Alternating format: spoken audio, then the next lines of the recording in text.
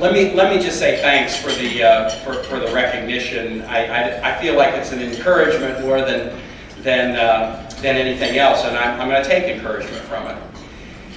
I want to tell you what I told my staff. We had a gathering on Thursday afternoon at 5:15 and a little celebration in my Senate office to celebrate a week that was not without sadness. The Supreme Court ruling on the Voting Rights Act shows us that there's still a lot of work to do, but the Supreme Court ruling's on Wednesday, and many of my staff went over to be in the crowd outside the court as the word, was going viral through the audience, and they say that they will never forget that experience. And then the vote on immigration reform on Thursday. It was a remarkable week. And I sort of shared with my staff, just kind of freeform, Tim Kaine's American history lesson in 5 minutes, and I'm going to share it with you. And it's apropos. This is a 4th of July speech, because we're going to celebrate the 4th next week. So we can't have a speech in Virginia without saying something about Thomas Jefferson, right? And when Jefferson was tasked with the task of writing the Declaration of Independence, and he put into the Declaration those words, that all men are created equal. Are there words in the English language that are more known than those? Maybe in the beginning was the word, or to be or not to be, but if you think about English phrases that people know, all men are created equal has got to be in your top 5. Jefferson, by writing that word that we celebrate as the first day of this country, in the Declaration of Independence, he basically said that this is the North Star in our political and moral and legal firmament in this country. All men are created equal. Equality. That was the beginning. It was how we began, by pledging fealty to it as a perfect principle. But we're not perfect people, and our institutions aren't perfect. And so in Jefferson's life, you know the story. He was smart enough to articulate it as a principle, but he couldn't live that way. He owned slaves, and while he had great internal angst about it, even at his death, he didn't free his slaves. And Jefferson was the most enlightened of his day, so the rest of the society was equally ambivalent, if not more so, about the principle that we proclaim to be our self-defining principle. When the Constitution was written just 11 years after the Declaration of Independence, there was nothing in the Constitution about equality. In fact, in the Constitution, inequality was enshrined in 3 ways: that African Americans were 3/5 of a person, that even in a state that outlawed slavery, the state had to treat fugitive slaves as property and send them back to the states where they had escaped from. And Congress was barred from doing anything to block slavery for at least 25 years after the first Constitution was drafted. And so we had just said in our Declaration of Independence, equality was the North Star, and that within 11 years we put a Constitution together that enshrined inequality. And the story rolled forward during the 1800s all the way up through the Civil War. The primary fact of American political life was the argument or debate over slavery, over inequality. The Dred Scott case, the Kansas-Nebraska Act, the Missouri Compromise, the gag rule, all the anti-slavery petitions that John Quincy Adams filed when he was a congressman after he was president. The history of that first chunk of American life was all about what does equality mean, because it wasn't just a battle about the institution of slavery. It was a realization, kind of a conscience-sickening realization, that we weren't living how we had proclaimed we were going to live. And so then there was a war, and 750,000 people were killed, and at the end of the war, for the first time, nearly 100 years, 90 years after the Declaration of Independence, we finally put equality in the Constitution. 14th Amendment, every person is guaranteed the equal protection under law. It's interesting, every person. In that 14th Amendment, there were other references to what citizens were guaranteed, but equal protection was guaranteed to every person, citizen or none. It was meant to encompass immigrants and visitors, and not just those who are citizens of the country. So you'd think we finally got it right with equality, but no, that was not the case either, because as soon as we put equality into the Constitution, just like we said it in the Declaration of Independence, immediately we couldn't live that way. The Ku Klux Klan and lynching and Jim Crow, and in the institutional arena, Congress, the same Congress that said equality was in the Constitution, mandating segregated schools in the District of Columbia, which the federal government was over education in the district. The Supreme Court saying, no, I know this equal protection thing's in the Constitution, but it's fine for whites and blacks to be segregated on streetcars. It's fine for whites and blacks to be segregated all over the place. That continued for decades. How about women?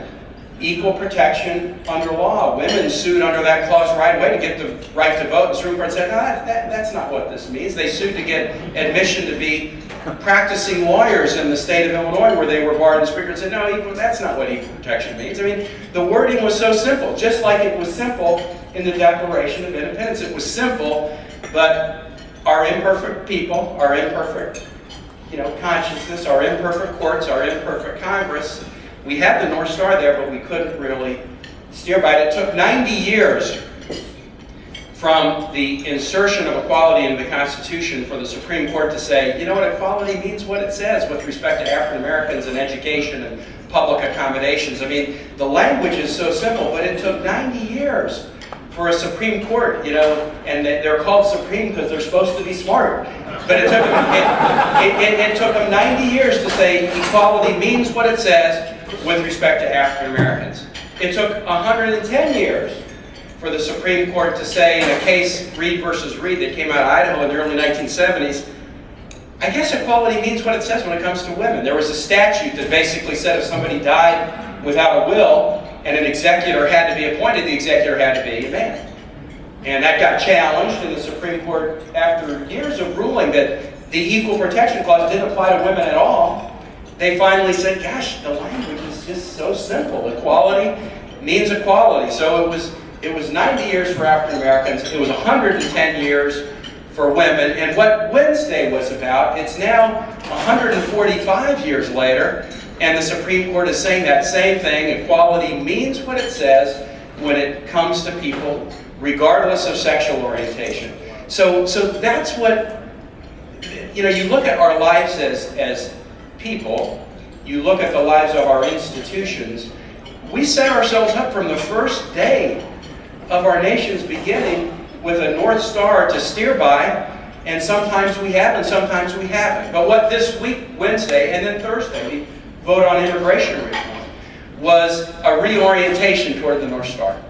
And we're not perfect, and I'm not sure we'll ever get there, but we're reorienting toward it, and we're reminding ourselves, what it was about from the very beginning. So next week on the 4th of July, it's very common on the 4th of July, both in public commemorations, but also in home celebrations. I know my folks do this when they celebrate the 4th of July at home. You bring out the Declaration of Independence, and you read it, and when we get to those words next week, and we hear them, all men are created equal, we're going to think about them in a different way because of what happened this week.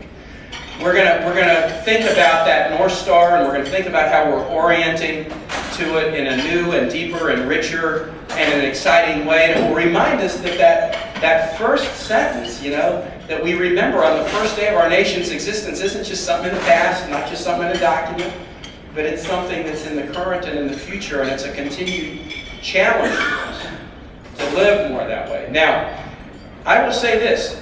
When we reorient towards equality, it's not by accident. It's not just, suddenly everybody just has a collective unconscious epiphany. We only reorient toward it because of people like you. We only reorient toward it because, the NAACP lawyers at Howard University scratched their head and crafted a 30-year plan to strike down segregation in education, or women lawyers like Ruth Bader Ginsburg, back when she was an attorney, figured out a plan to make sure women got treated equally. And LGBT Americans and people who love them, endured suffering and silence and shame and stigma. But then advocacy and organization, including, as Donald said in his opening statement, being patient and convincing others who are maybe okay but not great to sort of come along the way. And I very much resonate with that. As I think about my own time in public office, I feel like up through the end of my time as governor, I was good on LGBT issues. I was okay on relationship and marriage issues, not great. I mean, I at least was smart enough to campaign against the '06 amendment, along with so many of you, and I hope to be campaigning with you to repeal that amendment.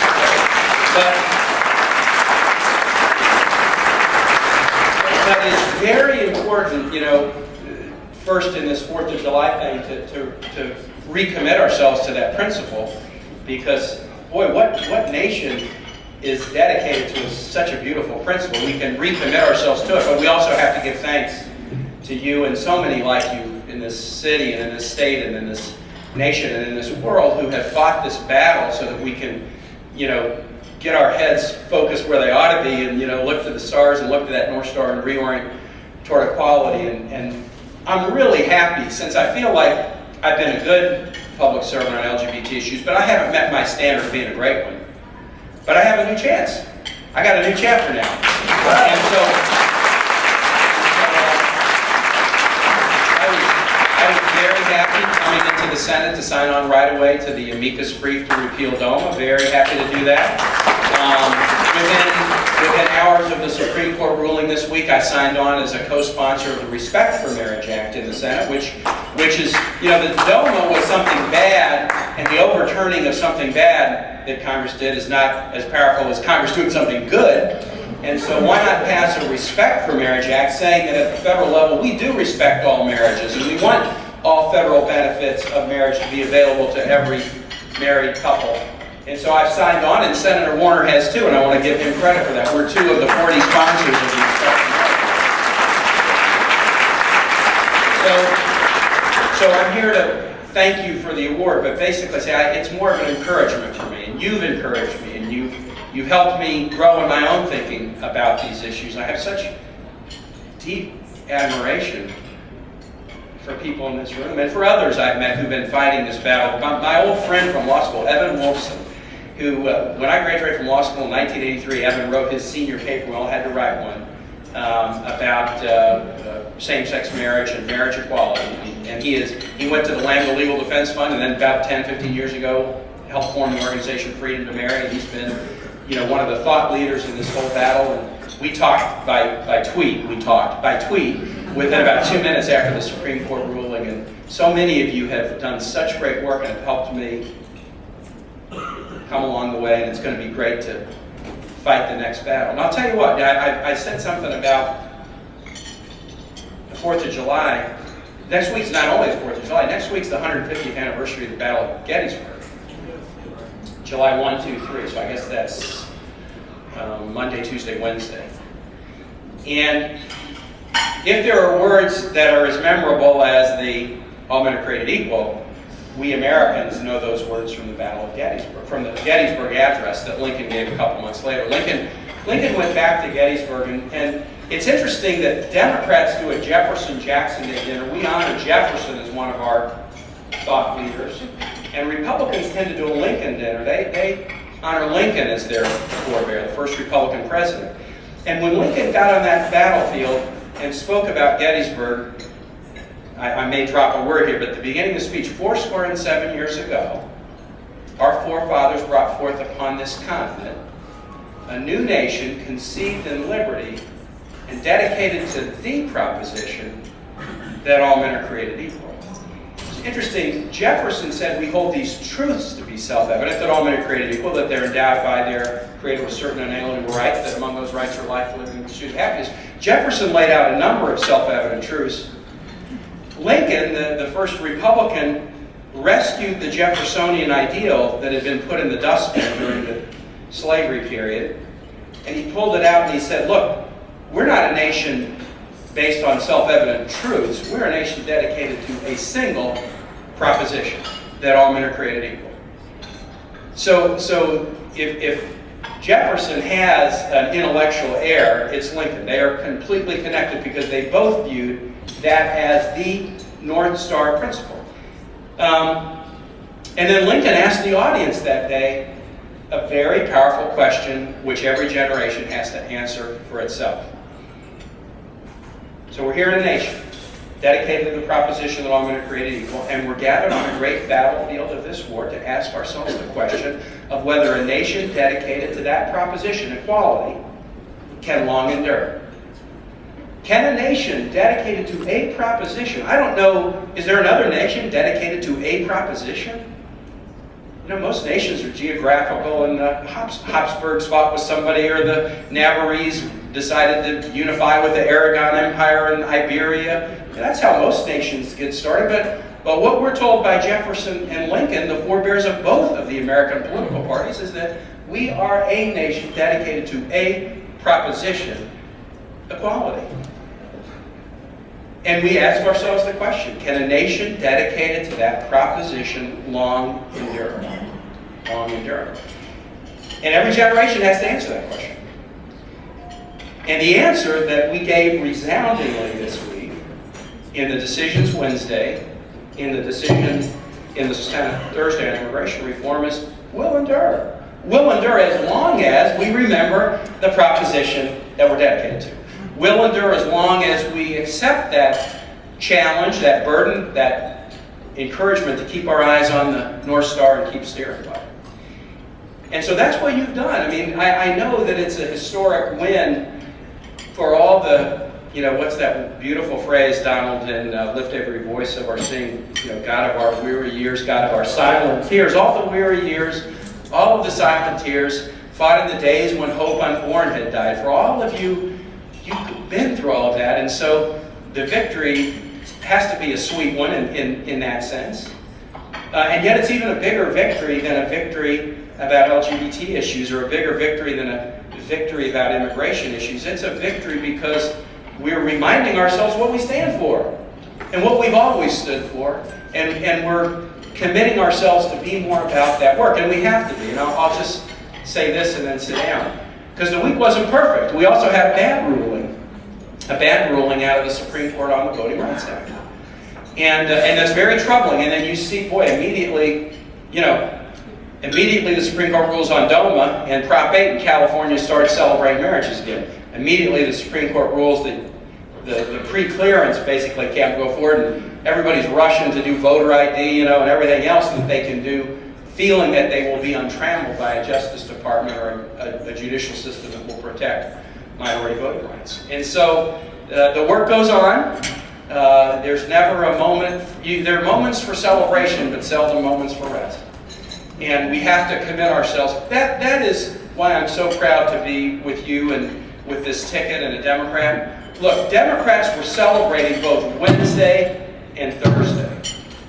And while some in the other party were celebrating, the majority was not. The majority was not celebrating our reorientation. The majority of those in the Republican Party were not celebrating our reorientation toward equality on Wednesday and Thursday. The majority were bemoaning it, or saying that they're going to block immigration reform in the House, or voting against immigration reform. We're on the right side of these issues. We've got a ticket, Terry and Ralph and Mark, who live those values, who we can be proud of.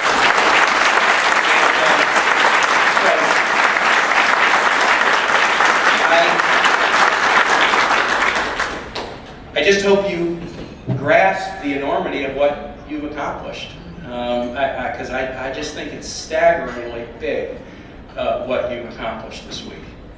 And now we've got more work to do, but I'm happy to be your partner in it. Thanks so much.